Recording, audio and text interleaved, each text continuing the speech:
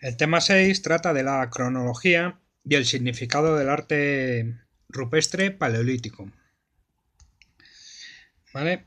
Antes de la datación por carbono 14, la información cronológica era aportada por fuentes de naturaleza relativa, como superposiciones de figuras, cubrimiento de figuras por niveles estratigráficos, etc.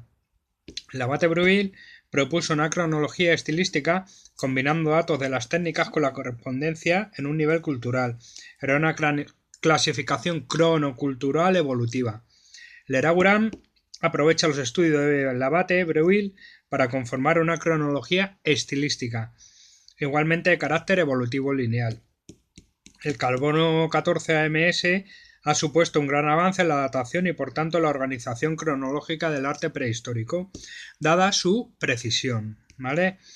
Entonces, en cuanto a la cronología estilística del arte rupestre, tenemos que decir que Breuil presentó dos ciclos cronoculturales, el auriñaco perigordiense y el solútreo magdaleniense, ¿vale? Para él, resumiendo, lo más simple era lo más antiguo. Lo más antiguo son las formas de animales de perfil, con rayas lineales o sin ellas, cuernos en perspectiva torcida, manos en positivo y negativa, técnica de grabado digital para formar figuras zoomorfas simples. Este ciclo termina con figuras tamponadas rellenas de tinta plana uniforme. El auriñaco perigordiense, ¿vale? Y el solutrio magdaleniense, en él incluye las figuras de animales y esbozos negros. La bicromía, los policromos de Altamira serían para Breuil algo extraordinario de excelencia artística. Leraguram, que ahora después pasamos a verlo, propone 4 estadios figurativos con 5 estilos cronológicos. Ahora lo vemos en profundidad. Y Jordat propone una ordenación cronológica solo para Cantabria, ¿vale? Con un ciclo auriñaco-gravetiense, grabados en trazado con trazados digitales inconexos y de trazo profundo incompletos. Pinturas rojas de trazo ancho, manos negativas. Una segunda etapa, solútreo magdaleniense inferior, con grabado múltiple estriado y tamponado, figuras rojas y negras de tradición auriñaco-gravetiense, y el magdaleniense aciliense, ¿vale? Con antropomorfo grabado, figuras de trazo continuo, desaparición del trazo estriado y figuras esquemáticas rojas, ¿vale?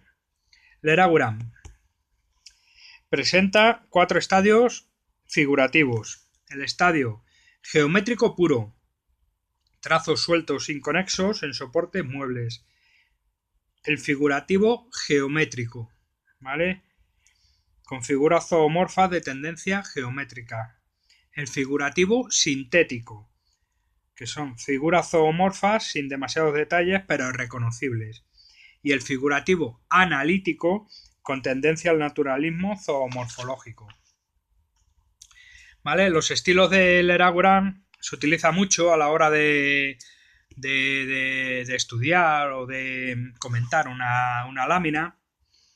De hecho, en el examen, el comentario de la lámina que nos pongan, pues habrá que hablar de esta clasificación del Leraguram. ¿Vale? En la fase A tenemos el prefigurativo, el estilo prefigurativo. Es un estadio geométrico puro, con trazos incisos y manchas de color. Pertenecen al musteriense y al chatelperroniense de los neandertales, ¿vale? El estilo 1 sería ya esos trazos grabados de vulvas, cúpulas y animales incompletos, ¿vale? Las primeras pinturas y bajorrelieves con grabados verticales, como el abrigo de la viña oriñaciense, ¿vale? Este es el estilo 1.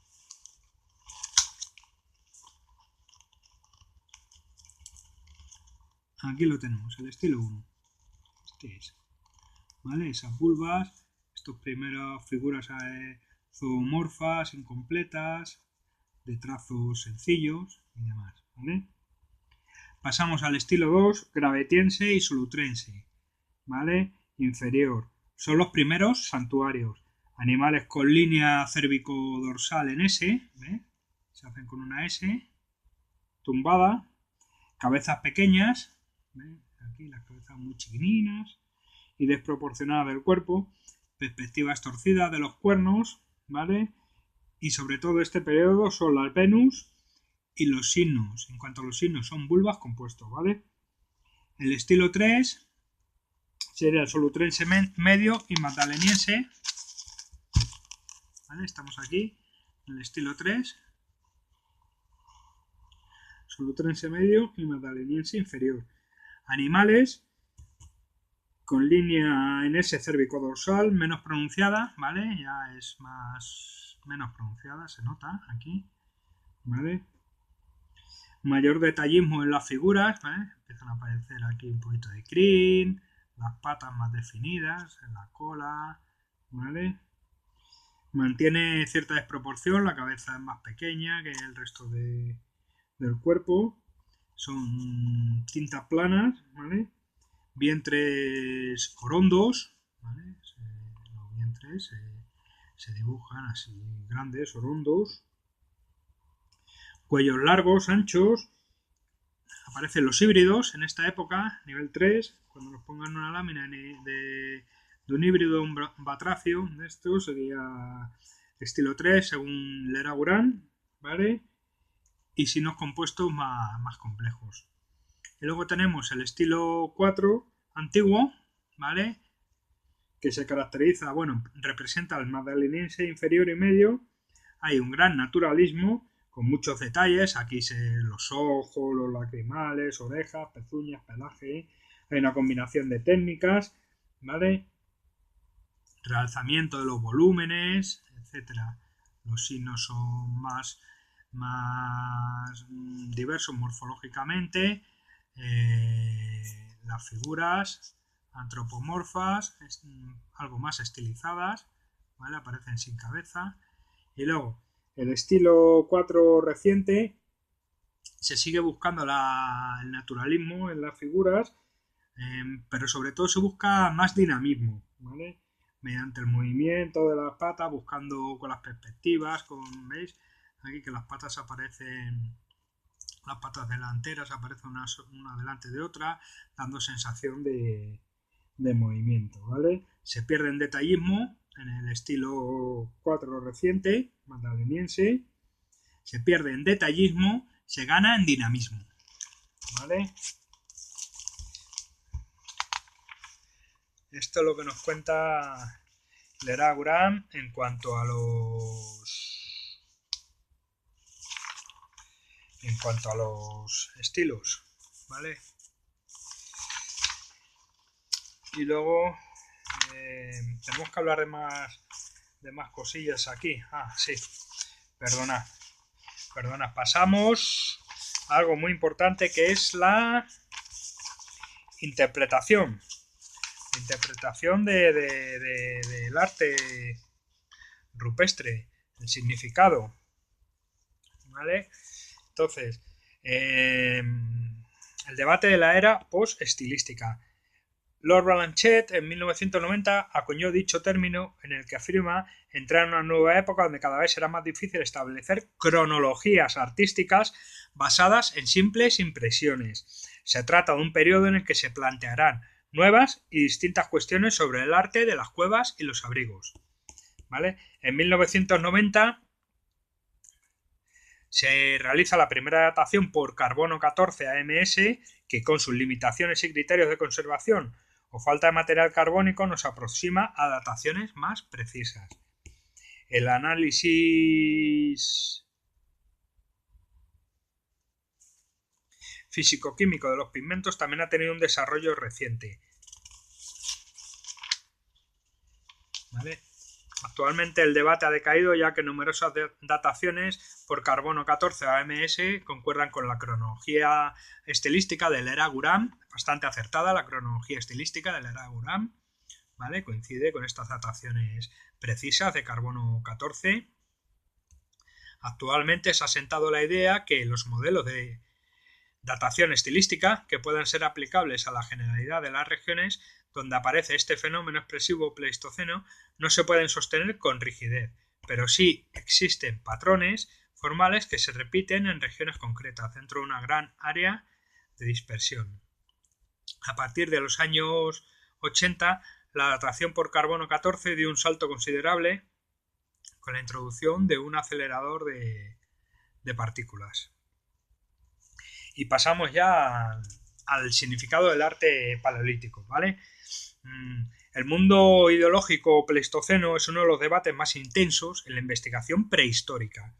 Desde múltiples enfoques se intenta responder al modo de percibir el mundo, a sus pensamientos, anhelos, creencias, los aspectos estructurales para intentar explicar el pensamiento del humano pleistocénico se apoyan en tres tipos: categorías temáticas del fenómeno, el contexto, ¿vale?, y las comparaciones de las evidencias con las provenientes de los pueblos cazadores recolectores actuales: australianos bosquímanos, los esquimales inuit, etc. Bueno, el arte por el arte, interpretación del arte por el arte. El principio básico, esta interpretación es la primera que se dio en cuanto al arte prehistórico. Fue parejo al descubrimiento y al debate de si era arte y si no era arte. Entonces, el principio básico es que las decoraciones son realizadas únicamente por el mero placer estético de los autores. Por tanto, solo existía una finalidad ornamental de divertimento y de satisfacción personal en la ejecución de este arte. No iban más allá, ¿vale? Es la explicación de los autores de finales del siglo XIX, como L'Artec, Christie, Mortillet, Marcelin Murray. Está sustentado por el anticlericalismo de Mortillet, por el cual el arte es gratuito y se basta a sí mismo negando ideas religiosas a los hombres prehistóricos. También tiene cierta base en Rousseau y sus ideas de buen salvaje, ¿vale? Estas teorías fueron enseguida desechadas a medida que se fueron descubriendo imágenes en galerías profundas y de difícil acceso, con lo cual no tenía sentido que hicieran arte ornamental decorativo en una cavidad donde no iba nadie, ¿vale? Donde no entraba nadie, salvo los propios artistas. Luego aparecieron las teorías de la magia, de la caza y la fecundidad. A finales del siglo XIX y principios del XX, Reinach, un antropólogo de las religiones, fue el primero en hablar de la magia de la caza y la fecundidad. Posteriormente, el abate Breuil, Obermayer y el conde de Beuven, entre otros muchos. Reynaud publicó el artículo El arte y la magia en 1903, marcando un hito. La entidad científica de Breuil mantuvo esta explicación hasta los años 60. Se trata de las teorías de la magia simpática, la relación o identidad establecida entre una imagen y el sujeto real, de tal forma que actúa sobre la imagen del animal figurado, al actuar sobre él, se actúa sobre el propio animal. Se basa en modelos etnológicos de comunidades bosquímanas, inuit, pueblos siberianos, etc. Esta interpretación del arte parte de la premisa que este arte representa esencialmente animales, ¿vale? Está realizado por cazadores recolectores, asociando el hecho del tipo de bestiario reproducido, son animales básicos para la subsistencia, con el lugar de la representación, oscuros y profundos. Por ello, la realización de las figuras tendría un componente mágico oscuro. Habría tres finalidades de este procedimiento mágico. Uno sería la caza, capturar la imagen del animal, se captura al propio animal. La fecundidad, representación de figuras femeninas para fomentar la multiplicación de especies y la supervivencia del grupo, por ende. Y la destrucción de los animales peligrosos para el hombre, como felinos, osos, rinocerontes, etc. Las cuevas serían escenarios de ceremonias mágicas y religiosas donde participarían iniciados oficiados por hechiceros, representados por esos híbridos, esos batracios, representados en actitud dinámica, que ya hemos visto en anteriores vídeos. Las objeciones que se plantean a esta interpretación parten del rechazo al recurso de la comparación etnológica, los desequilibrios numéricos entre la fauna representada y la consumida, y la escasa representación de flechas y heridas, de hembras preñadas, etc., si bien ha servido para avivar la investigación y sus aportaciones. ¿Vale? Aquí en la figura 6.5 Efectivamente, mira. Esto es un calco de la cueva de Strafres, perdón, los tres hermanos, Strafres, en Francia. Es un calco de Breuil, ¿vale? Aparece un oso expulsando vómitos de sangre y demás, ¿vale? Y por ello Breuil, Obermayer y todos estos prehistoriadores de principios del siglo XX hablan de una teoría interpretativa de magia simpática. En este caso, al pintar a un animal peligroso escupiendo sangre, están debilitándolo, ¿vale? A partir de los años 50-60 aparecen las teorías estructuralistas, ¿vale? Raphael, Imperer y sobre todo Leragurán rechaza las hipótesis etnológicas como base interpretativa. Gran importancia de la relación de las figuras entre sí, ¿vale? Y a la situación topográfica en el interior de las cuevas. Lo hemos visto en el tema anterior, el concepto de santuario del Leragurán. Leragurán con su porciento de representaciones en cuanto a caballos y bisontes, y que ambas tienen una semejante proporcionalidad cuantitativa. Otorga el valor sexual femenino al bisonte y masculino al caballo, ¿vale? En cuanto a los signos, Imperer siguió un razonamiento similar al de los animales, dividiendo los signos en distintas clasificaciones. El S1 llama a los largos en forma de azagaya, poniéndolos en relación con los órganos sexuales masculinos, mientras los plenos, que llama S2, rectangulares, ovalados, cuadrados, serían los femeninos. Los signos masculinos y femeninos se complementarían documentándose juegos de relaciones para representar un mismo concepto simbólico, binario y sexual. La estructura y correspondencia geográfica concreta le llevan a plantearse la posibilidad de signos como marcadores étnicos. Imperer percibió este arte también como la representación de sistemas sociales, donde cada especie simboliza un grupo social en relación con otros. Estructuralista. El arte representa la estructura social de la época. Se le critica a estas teorías la subjetividad de los valores sexuales identificados con las imágenes o patrones rígidos de asociación y localización topográfica. Actualmente están en pleno auge las teorías chamánicas de Claude y Lewis Williams, después de publicar su famoso libro Los chamanes de la prehistoria en 1996, donde divulgaron las teorías chamánicas que ya apuntaron otros autores como Jalifás, Eliade, etc.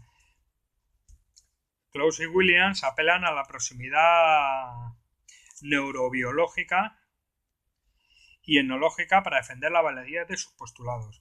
Los estudios de la primera pondrían de manifiesto que el sistema nervioso puede producir estados alterados de la conciencia y alucinaciones, y la etnología sugiere que hay una ubicuidad del chamanismo en cazadores-recolectores por todo el mundo. Las alucinaciones de estos estados alterados de la conciencia pasarían por tres estadios no necesariamente conectados. Las percepciones en cada uno de ellos tendrían una corresponsabilidad en la plasmación de imágenes. Las críticas se centran en la posibilidad de conocer con certeza los significados de este arte y en las comparaciones etnológicas y en la aplicación errónea del chamanismo. ¿Vale? Y en cuanto al arte paleolítico y la territorialidad, ¿vale? 6, 8 y 6, 9 son las figuras que ven aquí en el libro. Leragurán fue el primero que relacionó ambos aspectos.